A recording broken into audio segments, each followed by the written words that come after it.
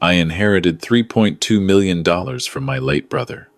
I grabbed my car keys and drove straight home through the afternoon Toronto traffic, my hands trembling on the steering wheel. After 35 years of marriage, Margaret deserved to hear this news first. We could finally take that trip to the Maritimes she'd always dreamed about. Maybe even buy a small cottage in Muskoka. I was practically running up the driveway of our Scarborough bungalow when I heard her voice through the open living room window, sharp and clear in the warm September air. Yes, I understand the process. How long after we get him declared incompetent? 6 months? That's too long. There has to be a faster way. I froze with my key halfway to the lock. My wife was talking to someone, her tone cold and calculated in a way I'd never heard before. This wasn't the woman who'd held my hand through my retirement party last year. This wasn't the woman I'd built a life with. The nursing home in Mississauga will take him.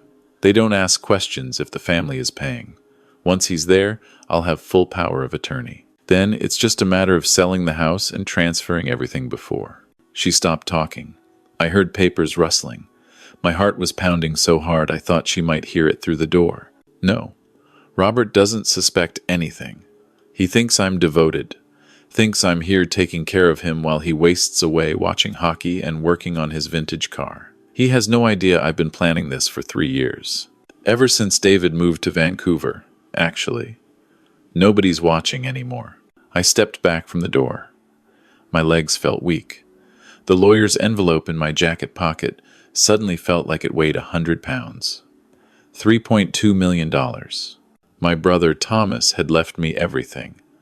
And my wife, my Margaret, was planning to have me declared mentally incompetent and steal everything we'd built together. I walked back to my car as quietly as I could. My phone buzzed. A text from Margaret. "Where are you? Dinner's almost ready." Her usual message. Her usual pretense of normalcy. I texted back. "Stopped for groceries. Home in 20. I drove to Tim Hortons and sat in the parking lot with a coffee I couldn't drink. I had to think. I had to be smart about this. The Robert who'd walked into that lawyer's office an hour ago would have stormed into the house demanding answers. But that Robert didn't know what I knew now. That Robert didn't understand that the woman he'd loved for 35 years was capable of this level of betrayal. I pulled out the lawyer's letter again. Thomas had died of a heart attack 2 weeks ago in his condo in Yorkville. He'd never married, never had children. He'd poured everything into his construction company, and now it was all mine. The letter explained that the estate included the business, his properties, and his investment portfolio. Total value, $3.2 million. I couldn't tell Margaret. Not now. Maybe not ever. I needed to understand what was happening first. I called my son David in Vancouver. It was 3 hours earlier there, and he picked up on the second ring. "Dad? Is everything okay?" Yeah. I wanted to hear your voice. How's the new job?" We talked for 15 minutes about his software engineering position, his apartment in Kitsilano, his girlfriend, Sarah. Normal father-son conversation. But my mind was racing. Margaret had said something about David moving away. About nobody watching anymore. What did that mean? "Dad, you sure you're all right? You sound distracted." "Just a long day." "Hey, when was the last time you talked to your mother?" "Oh, I don't know. A week ago?" She called to complain about Mrs. Henderson next door again. "Same as always." "Why?" "No reason." "I love you, son." "Love you too, Dad." I sat there in the Tim Hortons parking lot until it got dark. Then I drove home. Margaret met me at the door, all smiles and concern. "Where have you been?" I was worried sick. "You said 20 minutes. She was wearing the blue cardigan I'd bought her last Christmas. Her gray hair was pulled back in the ponytail she always wore when she was cooking. She looked like my wife. She looked like the woman I'd shared my life with. But all I could see was the woman on that phone call. The woman planning to lock me away. Sorry. Ran into Bob Thompson from the plant. You know how he talks? Well, dinner's cold now. I made shepherd's pie. My favorite. Of course she did. She was good at this. Good at playing the devoted wife while she planned my destruction. Over the next week, I did something I never thought I'd do. I spied on my own wife. I installed a small recording app on my phone and left it on the kitchen counter when I went out. I checked our bank statements, which I hadn't looked at in months. Margaret had always handled the finances. I'd trusted her. I drove to the nursing home in Mississauga she'd mentioned and asked about their admission process. "Oh yes," the administrator said, a thin woman with sharp eyes. "Mrs. Thompson was here last week asking about our memory care unit. Is your condition progressing?" "Mrs. Thompson? Your wife? She said you were having episodes. Early-stage dementia." She was very concerned. I felt sick. "Right. Yes. Just gathering information. Thank you." I went home and searched our filing cabinet while Margaret was at her book club. I found folders I'd never seen before. Power of attorney documents, already drawn up, just missing my signature. Consultation notes from a neurologist I'd never visited, documenting memory problems I didn't have. A quote from a real estate agent for selling our house. She'd been building a case, creating a paper trail to prove I was incompetent. And I'd been so wrapped up in my retirement, my projects in the garage, my poker nights with the guys, that I hadn't noticed. The recording app captured another phone call 3 days later. "He's been acting strange. I think he suspects something. We need to move faster." Who was she talking to, I wondered. The voice on the other end was male, muffled, hard to make out. "No, I don't want to wait. I've waited long enough. 35 years of cooking his meals and doing his laundry and pretending to care about his boring stories. I deserve this. We deserve this." There it was. The we. She wasn't alone in this. I enhanced the audio on my computer, something I'd learned from a YouTube video. The male voice became clearer. "Next month, then. After we get the power of attorney signed. Your husband won't know what hit him." I knew that voice. It took me a minute, but then I placed it. Kevin Marsh, our financial advisor. The man we'd trusted with our retirement savings for the past decade. The man who came to our house for dinner every few months. The man whose wife Carol had supposedly died of cancer 2 years ago. I thought I might throw up. I called a lawyer the next morning. Not our family lawyer, a new one. A woman named Patricia Chen who specialized in elder abuse and fraud. "Mr. Thompson, what you're describing is serious. Financial exploitation of a senior. Conspiracy to commit fraud. If you have recordings, documentation, this is a criminal matter." "I don't want her arrested," I said. "I just want to protect myself. Let's start with protecting your assets. Don't mention the inheritance to anyone. We'll set up a trust, make sure everything is secure before she can touch it. Then we deal with the immediate threat." Patricia was thorough. Over the next 2 weeks, we built a case. She hired a private investigator who confirmed what I already knew. Margaret and Kevin were having an affair. They'd been together for at least 2 years. The photographs showed them at a condo in downtown Toronto, one I assumed Kevin owned. They showed them having lunch, holding hands, kissing in parking garages. Each photo felt like a knife to my chest. Not because I still loved her. That love had died the moment I heard her voice through the window. But because I'd been such a fool, I'd trusted her completely. I'd given her access to everything, and she'd been planning to destroy me. "There's more," the investigator said during our meeting in Patricia's office. "Kevin Marsh has done this before. 3 years ago, a widowed client accused him of stealing from her accounts. The case was settled out of court. He kept his license, but had to pay restitution. Why wasn't he stopped?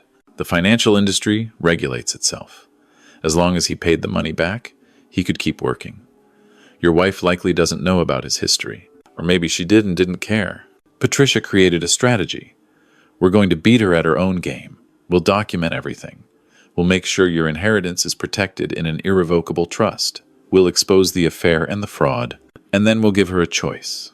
Accept a fair divorce settlement or face criminal charges." I don't want to be vindictive. Mr. Thompson, this woman was planning to have you locked away in a nursing home so she could steal your assets. This isn't vindictive. This is justice. The inheritance came through officially on a Tuesday in October. I signed all the papers at Patricia's office. The $3.2 million went directly into a trust fund with Patricia as the trustee. Margaret would never see a penny of it. Everything was divided according to Ontario law. The house we'd bought together would be sold and split 50-50. Our joint savings would be divided. But the inheritance was mine alone, protected. That evening, I asked Margaret to sit down with me in the living room. We need to talk. She looked nervous. She'd been nervous for a few days now. Maybe she sensed something was wrong. What about? I pulled out a folder. I know about Kevin. I know about your plan to have me declared incompetent. I know about the nursing home. I know everything. The color drained from her face. Robert, I can explain? Don't. Please don't insult me by lying now. I slid the folder across the coffee table. She opened it with shaking hands. Inside were copies of the recordings, transcripts of her phone calls, photographs of her and Kevin, the fake medical documents, everything. I've already filed for divorce. You'll be served papers tomorrow. You have two choices. Accept a fair settlement, or I go to the police with evidence of fraud and elder abuse. Your choice. She started crying. Robert, please. It wasn't supposed to be like this. We were struggling financially, and Kevin said, we weren't struggling. We have $80,000 in savings, and both our pensions. You just wanted more. I gave you my whole life, and I gave you mine. The difference is, I honored my vows. She stood up, suddenly angry. You think you're so perfect. You've been boring me for years. Coming home, sitting in front of the TV, working on that stupid car in the garage. Do you know how suffocating it is to be married to someone who has no ambition, no drive? Kevin understands me. He sees me. Kevin is using you. He's done this before. He's a con artist who targets lonely women with access to money. That's not true. I showed her the investigator's report about Kevin's history. She read it slowly, her face changing as she realized what I was saying was true. You're lying. This is fake. You made this up to turn me against him. Call him right now. Ask him about Mrs. Patricia Walsh from Etobicoke. Ask him about the $140,000 he stole from her and had to pay back 3 years ago. She grabbed her phone and dialed. I watched her face as she spoke to Kevin, as he clearly denied everything, as she started to doubt. The call ended abruptly. He hung up on me. He knows it's over. He knows you're not useful to him anymore. She collapsed back onto the couch. What have I done? You made your choice. Now I'm making mine. The divorce took 4 months. Margaret tried to fight for part of the inheritance at first, but Patricia shut that down quickly. The inheritance came after separation. It's not marital property. And even if it was, your fraud and conspiracy would negate any claim you might have. In the end, Margaret got half the house sale and half our joint savings. About $220,000. Not the millions she'd been planning to steal, but enough to start over if she was smart about it. I bought a smaller house in North York, closer to David, who flew home twice during the divorce to support me. We spent hours talking, rebuilding the relationship that had grown distant over the years. Dad, I need to tell you something, he said during one visit. Mom called me about 6 months ago. She said you were having memory problems. She said she was worried about you and asked if I'd support her decision to put you in a care home if it got worse. What did you say? I told her that if you were having problems, we'd deal with it as a family, that we'd get you the best care possible, but you'd never go somewhere you didn't want to be. She got angry with me, said I didn't understand how hard it was for her. That's actually why I stopped calling as much. She made me feel guilty for not being there to help her. She was manipulating you. I know that now. I'm sorry I didn't see it. Neither did I, son. Neither did I. Kevin Marsh lost his financial advisor license.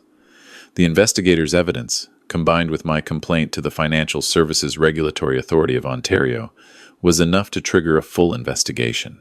They found other victims, other women he'd taken advantage of. He'd been running this con for years. Margaret moved to a small apartment in Scarborough. I heard through mutual friends that she was working part-time at a grocery store, trying to make her settlement money last. Kevin had disappeared from her life the moment the investigation started. I, on the other hand, started to rebuild. Thomas's construction company came with a solid management team who'd been running things smoothly. They didn't need me to interfere. But I did something Thomas never had. I started a scholarship fund for young people from low-income families who wanted to pursue trades. Electricians, plumbers, carpenters, The jobs that built our cities but were often overlooked. We'll call it the Thomas Thompson Memorial Scholarship. I told the board I'd assembled to manage it. My brother believed in hard work and giving people opportunities. Let's honor that.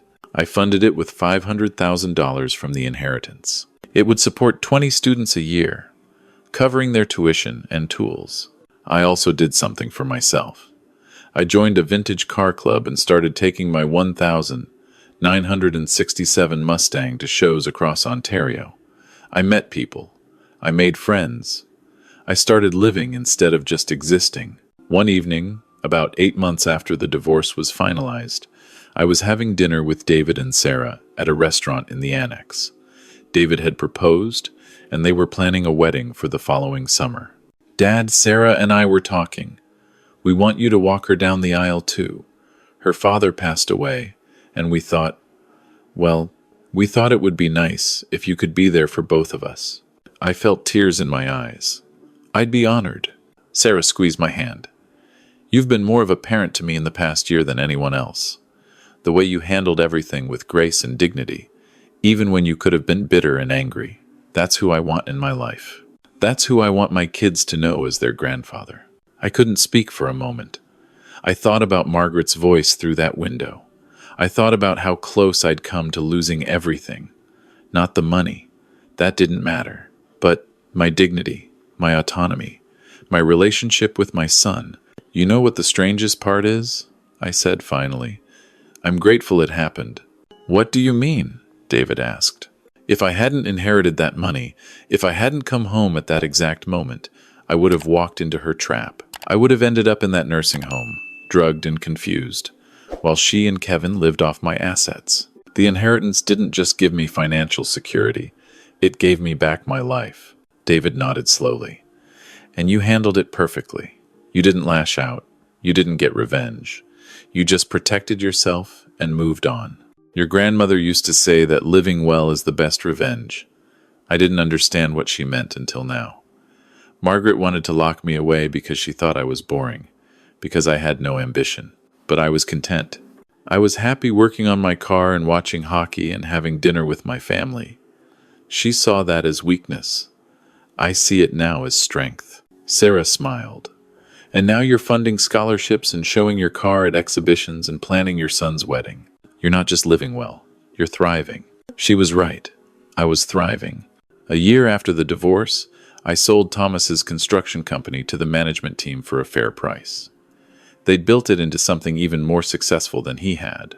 With the proceeds added to what was left of the inheritance, I had more money than I'd ever need. I established the Thompson Family Foundation, focusing on elder abuse prevention and financial literacy for seniors. I spoke at community centers across Ontario about what had happened to me, about the warning signs, about the importance of staying engaged and aware even after retirement. I was lucky, I told audiences. I found out before it was too late, but thousands of seniors across Canada aren't so lucky. They're isolated, vulnerable, and trusting. And there are people who prey on that trust.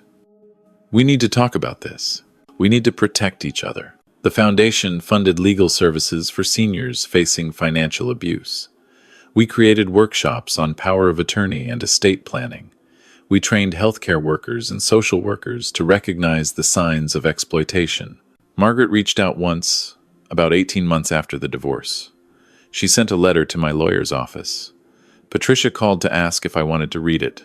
What does it say? She apologizes. She says she was wrong.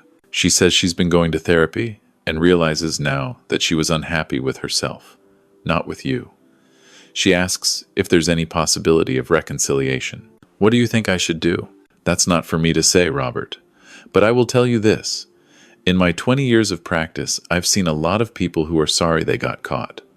Very few who are genuinely remorseful. The difference is that genuinely remorseful people don't ask for anything. They apologize and accept the consequences. People who are sorry they got caught try to negotiate. She's asking to reconcile. Exactly. I never responded to the letter. Some bridges, once burned, can't be rebuilt. And I didn't want to rebuild this one. I'd moved on. I'd found peace. David and Sarah's wedding was beautiful. A small ceremony in Muskoka, right on the lake, surrounded by pine trees and love. I walked Sarah down the aisle, and I stood beside my son as his best man. I gave a speech about second chances and new beginnings, and the family we choose. Margaret wasn't there. David had invited her, but she declined. I don't think I could face everyone, she told him. At least she had that much self-awareness. As I watched David and Sarah exchange vows, I thought about my own wedding 36 years ago, the promises Margaret and I had made, the future we'd planned. All of it had been real for me. Maybe it had been real for her too, at first. But somewhere along the way, she'd changed. Or maybe I'd never really known her at all. It didn't matter anymore. What mattered was this. I was free. I was healthy. I was surrounded by people who loved me. I was making a difference in other people's lives. I was, at 63 years old, finally living on my own terms. The inheritance from Thomas hadn't just given me money. It had given me a choice, and I'd chosen myself. I'd chosen dignity over bitterness. I'd chosen building over destroying. I'd chosen to turn a moment of devastating betrayal into an opportunity for growth. Some people might say I was too soft on Margaret, that I should have pressed charges, sent her to jail, taken everything. But that wouldn't have given me peace. It would have just kept me tied to her, trapped in anger and resentment. Instead, I let karma do its work. Kevin was disgraced and banned from his profession. Margaret lost her marriage, her home, her comfortable life. She had to live every day knowing that her greed and betrayal had cost her everything. That was punishment enough.